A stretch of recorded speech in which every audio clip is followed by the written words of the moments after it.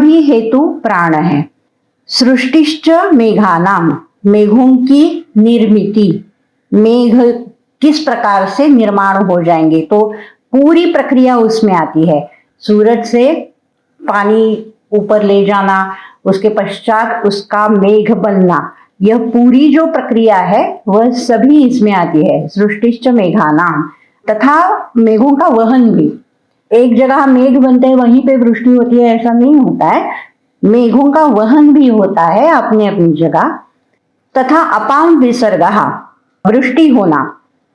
जैसे हमने देखा था कि मरुदगण, वृष्टि होती है तो जहां मेघ है वहीं पे एक जगह पे ऐसे पूरा पानी धपाक से आ जाएगा नीचे, ऐसे नहीं होता है, समान धाराओं से वृष्टि होती है।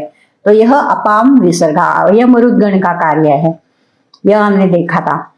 प्रवर्तनम स्रोतसाम, नदियों के आदि जो छोटे या बड़े जो भी प्रवाह हो वह प्रवर्तित करना, प्रवर्तनम स्रोतसाम।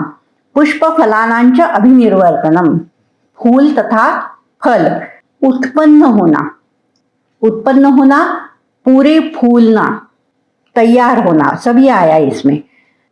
उद्भेदनंच औद्भिदानाम, बीजों से अंकुर की उत्पत्ति, वृक्ष की उत्पत्ति।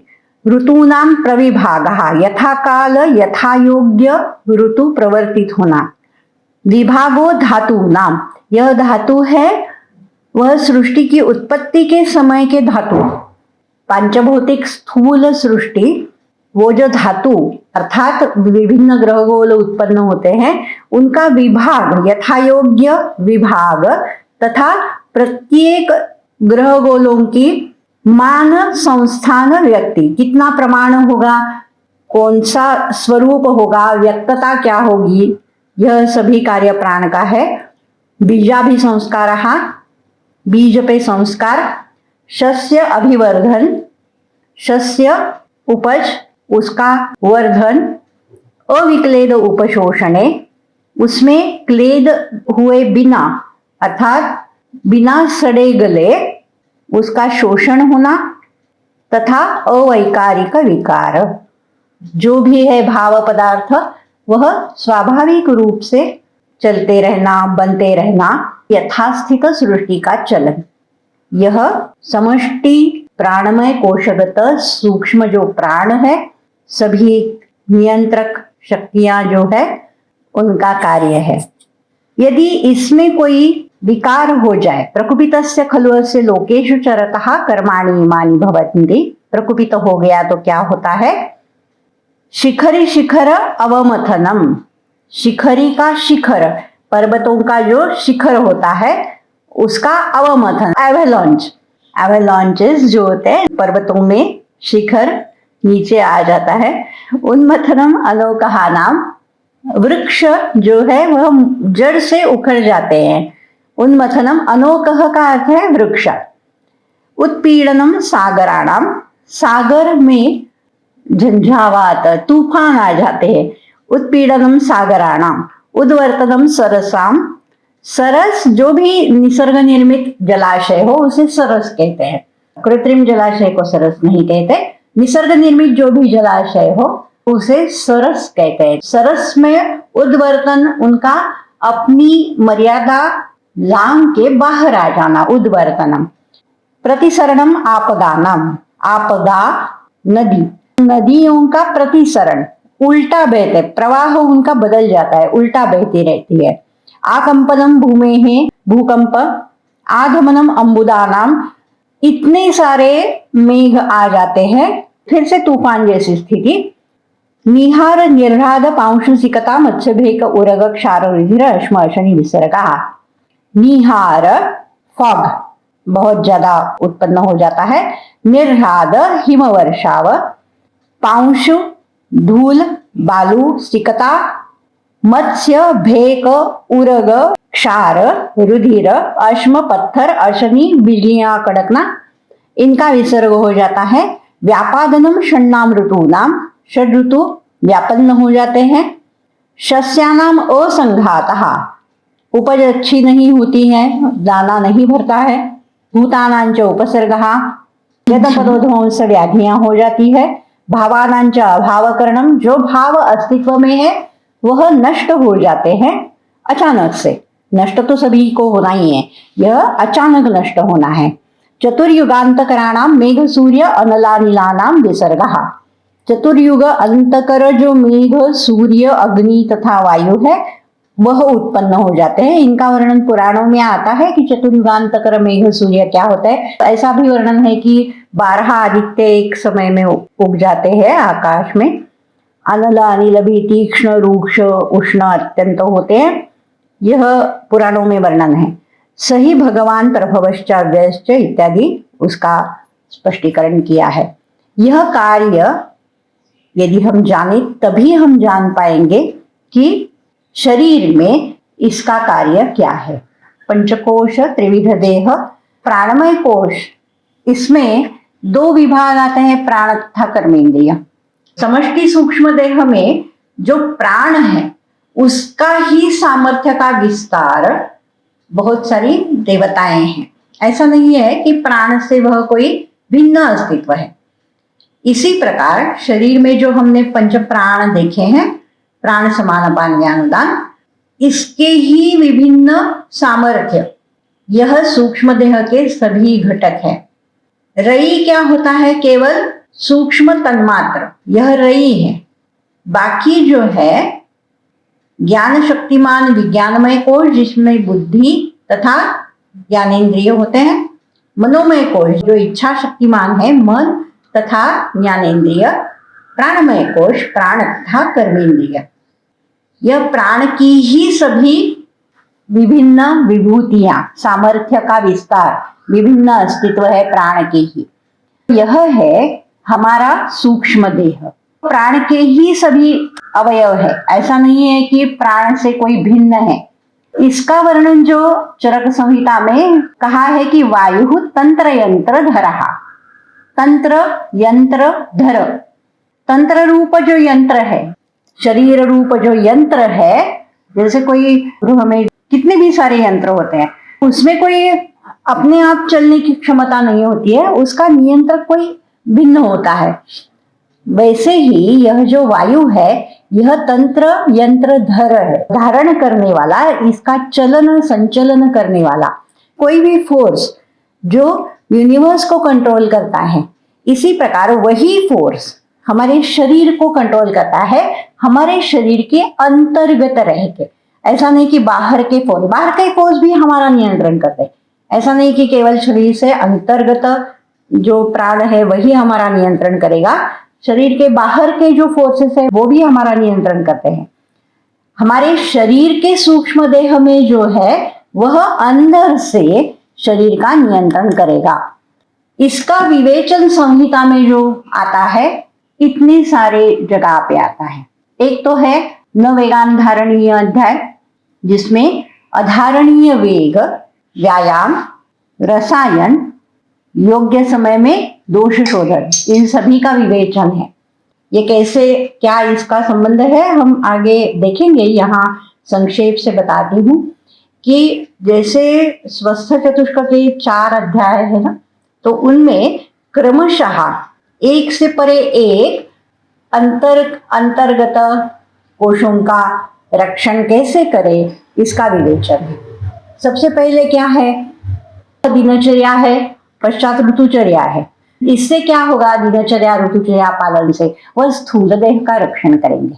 स्थूल देह का रक्षण कैसे किया जाए, उस पे व्याधियां उसमें कैसे उत्पन्न ना हो, इसके लिए क्या करना है, प्रतिदिन आचरण क्या करना है, तथा वो प्रतिदिन आचरण तो करना ही है, ऋतुओं के अनुसार उसमें सूक्ष्म सूक्ष्म परिवर्तन करना चाहिए, वह ऋतुचर्या में आता है।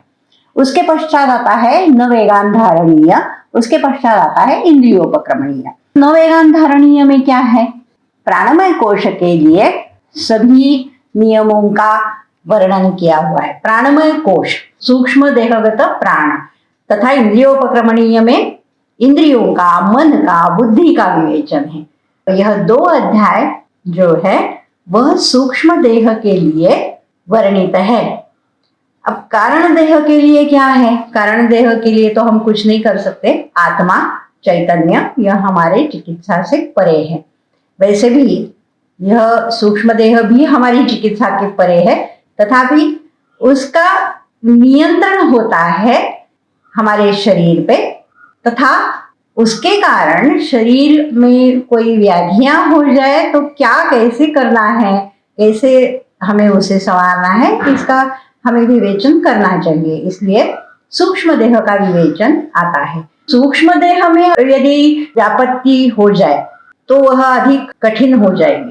स्थूल देह की व्यापत्ति तो थोड़ी सुलभ है, सूक्ष्म देह से थोड़ी सुलभ।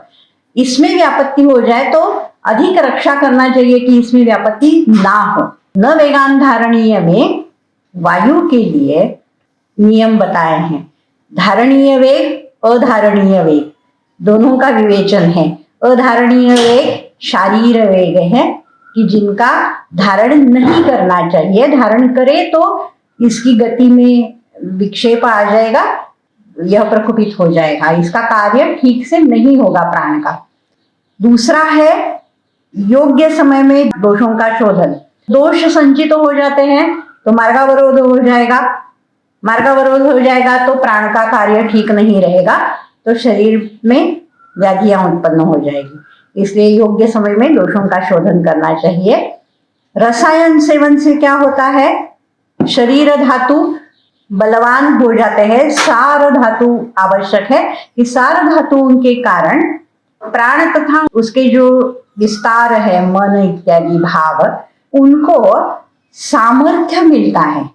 कोई तो आश्रय चाहिए जो बलवान हो, उस आश्रय से वह कार्य कर सकते हैं। आश्रय यदि दुर्बल हो जाए तो इनका कार्य ठीक तरह से नहीं होता। जैसे मैंने एक उदाहरण दिया था, हमारा फ्रिज नहीं चल रहा है, बिजली में कोई बिगाड़ हो जाता है, इसमें बिगाड़ नहीं हो जाता है। बिगड़ता क्या है, बिगड़ता है फ्रिज में कोई भाव बिगड़ता है, तार जो इसमें लगी है उसमें कोई प्रॉब्लम हो जाएगी, तार का दोष है, बिजली का थोड़ी ना दोष है। तार ठीक तरह से होनी चाहिए।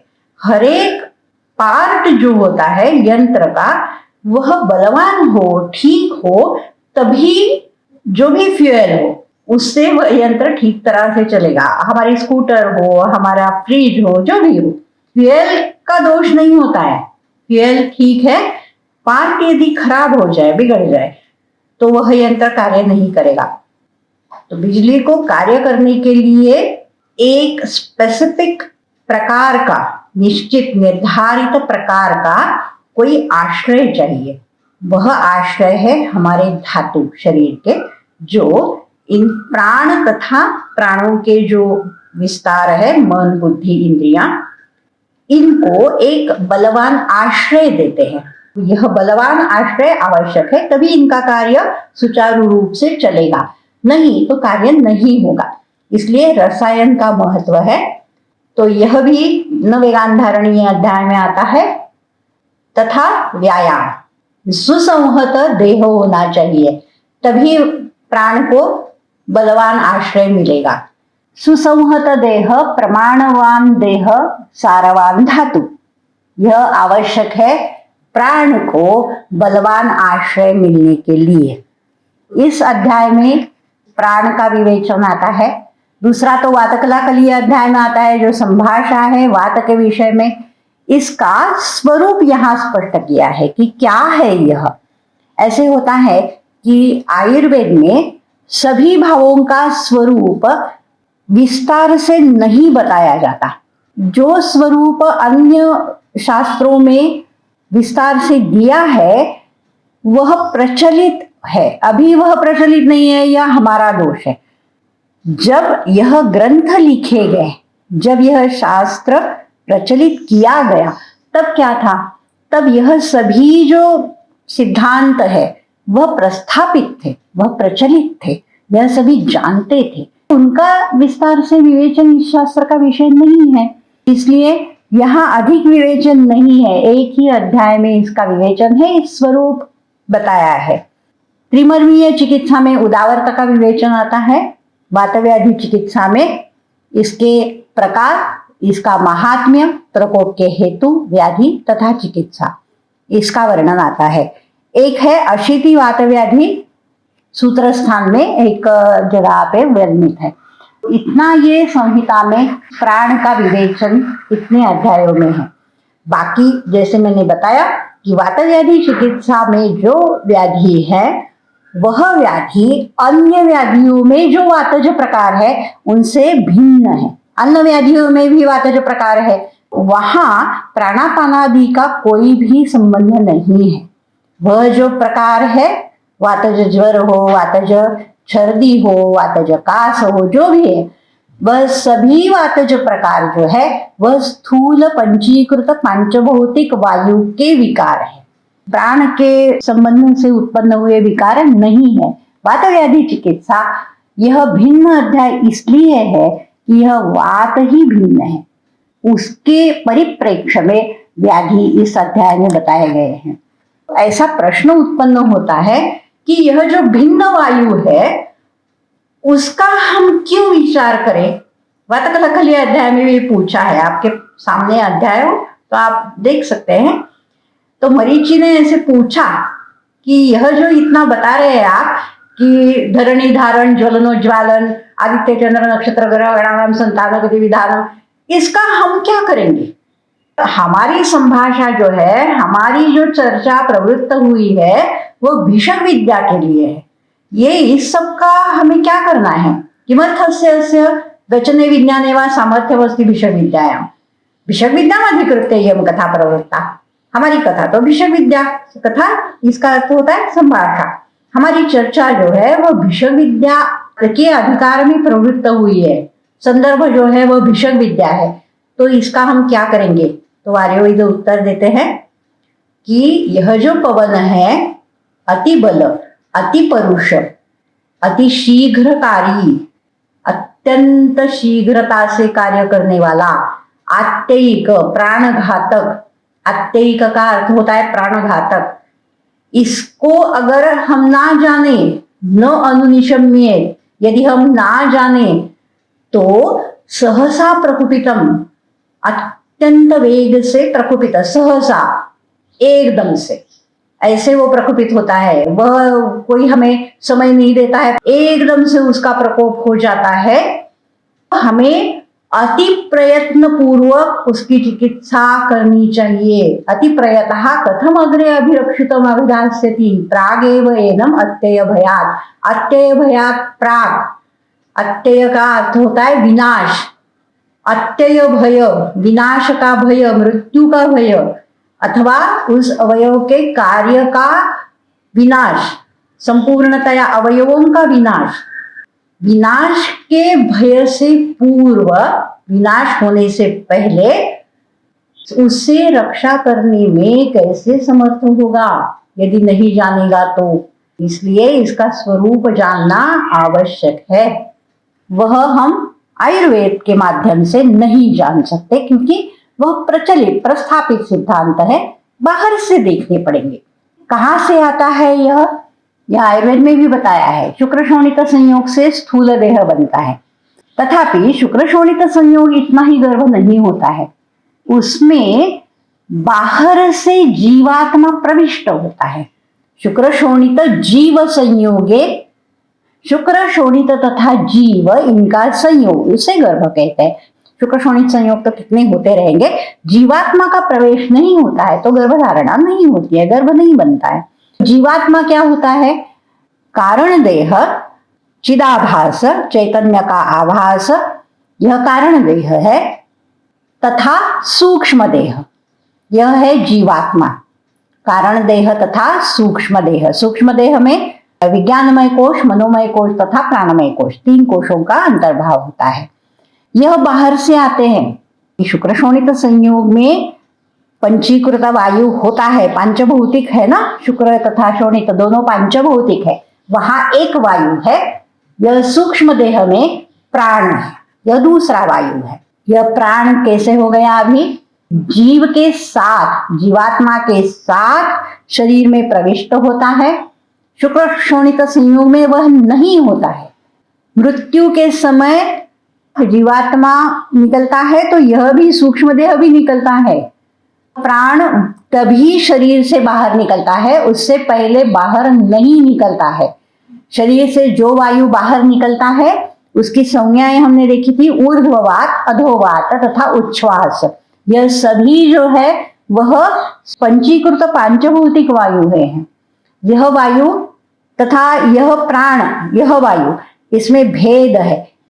ये अधोवाद ऊर्ध्ववाद उच्छ्वास रूप से बाहर निकलेंगे तो उससे हमारी जान नहीं जाती है, हम मरते नहीं हैं।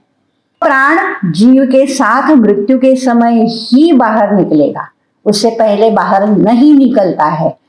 मृत्यु के पश्चात वह शरीर में नहीं रहता है। शुक्र शोणित संयोग में जो वायु है वह मृत्यु के पश्चात भी शरीर में रहता है। यह अपंचीकृत सूक्ष्म भूतात्मक है, पांचभौतिक नहीं है। इसका पोषण पांचभौतिक अन्न से नहीं होता है। आपके सामने वातकला का लिया अध्याय है, उसी में एक प्रश्न है, वायु का प्रकोप और प्रशमन कैसे होता है। तीसरे श्लोक में कथम चैनम असंघातवंतम अनवस्थितम अनासाद्य प्रकोपण प्रशमनानि प्रकोपयन्ति प्रशमयन्ति वा। यह है असंघात, इसका कोई पांचभौतिक संघात अवयव नहीं है इसके। यह बल स्वरूप है, इसके पांचभौतिक अवयव नहीं होते हैं तो पांचभौतिक अन्न से इसका पोषण कैसे होगा, नहीं होगा। तो प्रकोप हेतु भी इसका प्रकोप कैसे करते हैं। तथा यह अनवस्थित है, एक जगह पे रहता नहीं है, तो प्रकोपण प्रशमन द्रव्य इसे पा भी नहीं सकते, पहुंच भी नहीं सकते, तो कैसे इसका प्रकोप प्रशमन करेंगे। तो यह स्पष्ट है कि इसका पोषण अन्न से नहीं होता है, अन्न से इसकी विकृति नहीं होती है, अन्न से पांचभौतिक द्रव्यों से इसकी चिकित्सा भी नहीं हो सकती है। ना पोषण होगा, ना विकृतियां होंगी इसमें, ना इसकी चिकित्सा हम पांचभौतिक द्रव्यों से कर पाते हैं। प्राणोदान समान व्यान अपान आत्मा। प्राण उदान समान व्यान अपान गत्यर्थक अन धातु है। प्राण का कार्य है जीवन, उदान का कार्य है उद्गति, ऊर्ध्वगति, समान का कार्य है साम्य, व्यान का कार्य है सर्व शरीर एकदम व्यापना, एक समयावच्छेद से पल भर में पूरे शरीर को व्यापना, अत्यंत गतिमान है। तथा अपान का कार्य है अधोदेश में खींचना, अधोगति। इसका कार्य जो है प्रवर्तक चेष्टा नाम उच्चावचानाम, उत च अवाक च, अंच धातु है इसमें, उदक अवाक ऐसा विग्रह इस समास का, उदक च अवाक च। उदक का अर्थ है ऊर्ध्व दिशा, अवाक का अर्थ है अधो दिशा। उदक अवाक का अर्थ होता है ऊर्ध्व अधो, तो ये उपलक्षणात्मक है। उपलक्षण का अर्थ होता है कि थोड़ा बताते हैं तो बाकी का ग्रहण अपने आप हो जाता है, बाकी सभी कार्यों का। तो उच्चावच इसका अर्थ होता है ऊर्ध्व अधो इतना ही नहीं लेना है, सभी दिशाओं की सभी क्रियाएं उनका वह प्रवर्तक है। नियंता प्रणेता च मनसा, मन का नियंता है तथा प्रणेता है, नियंत्रण करने वाला तथा मन को प्रवृत्त करने वाला। ये दोनों परस्परावलंबी है, प्राण की ही विभूतियां हैं मन तथा बुद्धि। ऐसा नहीं है कि प्राण से कोई विभिन्न उसका अस्तित्व है। हमारे शरीर में हमने इसे भिन्न भिन्न जाना है, समष्टि स्थूल देह में तो मन बुद्धि इंद्रियां ऐसे कुछ होता नहीं है, वह प्राण की ही विभूतियां सारी देवताएं हैं। यह मन प्राण का नियंत्रण करता है, प्राण मन का नियंत्रण करता है। ये दोनों तो बहुत ही पास पास है। वासना मन तथा वायु, वासना का अर्थ होता है सूक्ष्म विषय जो मन में हमें संस्कार रूप में होते हैं, वह वासना मन तथा वायु, इसका आपस में अत्यंत निकट का संबंध है, वो अन्योन्य का नियंत्रण करते हैं। नियंता प्रणेता च मनसा, मन भी वायु का नियंत्रण करता है, वायु भी मन का नियंत्रण करता है, दोनों ही बल स्वरूप है। सर्वेंद्रियाणाम उद्योजकः, इंद्रियों को अपने कार्य में प्रवृत्त करता है, इंद्रियों के अर्थ उनका वहन करता है। सर्व शरीर धातु व्यूह करहा, जैसे धातुमान संस्थान व्यक्ति समष्टि स्थूल देह में, वैसे ही गर्भ शरीर में सर्व शरीर धातु जो है उनकी संरचना, व्यूह का अर्थ होता है रचना, संरचना, विभिन्न विभिन्न रचनाएं, सभी अवयवों की रचना करता है। संधान करहा शरीरस्य, शरीर को जोड़ के रखता है, संधान करके रखता है, जैसे मधु शहद जैसे जोड़ता है वैसे। संधान करहा शरीरस्य, प्रवर्तको वाचः, वाणी का प्रवर्तन करता है, शब्द तथा स्पर्श का कारण है, श्रोत्र तथा स्पर्शन का भी कारण है, हर्ष उत्साह का कारण है, अग्नि को प्रेरित करता है, समीरणः अग्ने है, दोषों का शोषण करता है, मलों को शरीर से बाहर निकालता है, क्षेपता बहिर्मलानाम, स्थूल अणुस्रोतसाम भेदता कर्ता गर्भाकृति नाम, धातुमान संस्थान व्यक्ति की तरह गर्भ की आकृति भी इसी के कारण होती है, तथा गर्भ में जो रचनाएं प्रवृत्त होती है उसमें सबसे पहले स्थूल तथा अणुस्रोतस, इनकी निर्मिति यह प्राण करता है। आयुषा अनुवृत्ति प्रत्यय भूता, आयु की जो अनुवृत्ति सातत्य है उसका कारण, प्रत्यय का अर्थ होता है कारण, आयुषो अनुवृत्ति प्रत्यय भूता। यही यदि प्रकुपित हो जाए तो क्या करेगा? कुपितस्तु खलु शरीरे, शरीरम नानाविधैहि विकारैहि उपतपति, शरीर को विविध विकारों से ताप देता है, बल वर्ण सुख आयुष्य इनका विनाश करता है, मन को खिन्न कर देता है, सर्व इंद्रियों का कार्य का विघात हो जाता है, गर्भ का हनन होता है, अथवा उसमें कोई विकृति उत्पन्न होती है, अथवा प्रसूति योग्य काल में नहीं होती है, भय शोक मोह दैन्य अति प्रलाप यह मानव स्वभाव उत्पन्न हो जाते हैं, तथा प्राण भी नष्ट हो सकते हैं। यह शरीरगत प्राण के कार्य है। शरीर में कहाँ कहाँ यह प्राण रहता है? अब यहाँ से हमें बहुत सारे शास्त्रों में प्रस्थापित जो सिद्धांत है इनके आधार से सभी कार्य देखने होंगे। यह जो विषय है हम नेक्स्ट वेडनेसडे को देखेंगे। अभी यदि शुरू कर दिया तो समय समाप्त हो जाएगा, 10 ही मिनट बचे हैं। संक्षेप में थोड़ा बताती हूँ। यह है इसके शरीरगत आश्रय, कहाँ कहाँ यह रहता है, किस प्रकार से उसमें कार्य करता है। पहले तो है कुंडलिनी, दूसरा है सुषुम्ना, तीसरा है इंद्रिय प्राणवह स्रोतस, चौथा है प्राणवह स्रोतस, पांचवा है रक्त तथा छठा है पक्वाधान। यह आपको ऐसे नहीं मिलेगा कि आयुर्वेद में इसका ऐसे वर्णन है कि ये इसके आश्रय है। यह कहाँ से आया है? जहां यह सिद्धांत प्रस्थापित है, प्रचलित है, वहां से यह सिद्धांत यहां मैंने लाए हैं। कुंडलिनी तथा सुषुम्ना के प्रस्थापित सिद्धांत यहाँ लाए हैं। इंद्रिय प्राणवह स्रोतस जो है वह चरक संहिता में बताया है, प्राणवह स्रोतस भी चरक संहिता में बताया है।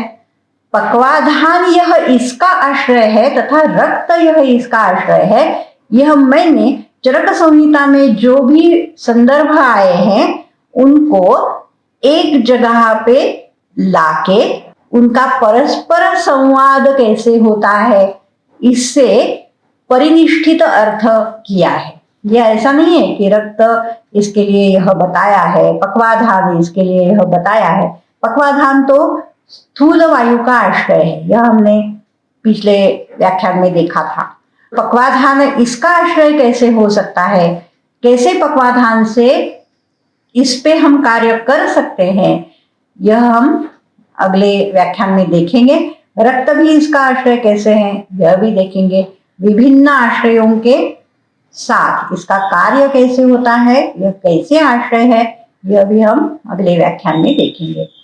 आज के व्याख्यान में या इससे पहले के व्याख्यान में कोई प्रश्न हो तो आप पूछ सकते हैं। मैडम, आपने कारण देह का मतलब चिदाभास बोला। हाँ, तो वो सिर्फ जीवात्मा नहीं लेना है। जीवात्मा का अर्थ होता है कारण देह तथा सूक्ष्म देह। कारण देह होता है माया में प्रतिबिंबित ब्रह्म चैतन्य, अविद्या में प्रतिबिंबित ब्रह्म चैतन्य, तो वह चिदाभास हो गया ना।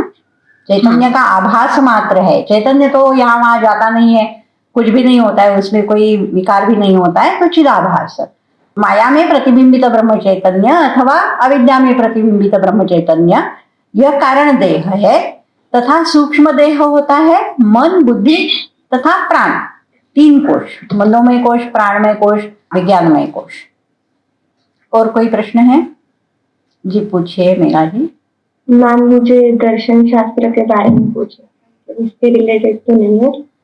मैम मुझे दर्शन शास्त्र पढ़ना था, तो मैं बुक कहाँ से शुरू करूँ और मतलब स्टार्टिंग कैसे करूँ ये नहीं समझ में आ रहा था। हाँ। मैंने फर्स्ट ईयर में जो पदार्थ विज्ञान की बुक वगैरह थी ना, उधर से ही पढ़ा है, पर मुझे थोड़ा डिटेल में जानना था उसके बारे में। और मैंने आपके लेक्चर भी देखे, मतलब जो यूट्यूब पे है आयुर्वेद और दर्शन शास्त्र का ये, तो उस वे से पढ़ाई करनी है, तो मतलब यह भारतीय दर्शन संग्रह ऐसा एक पुस्तक है, वह पढ़ के आपको स्टार्ट हो जाएगा। ऐसे दर्शन शास्त्र पढ़ने में बहुत बहुत कुछ है उसमें। सार्थक जी आपको कुछ पूछना था?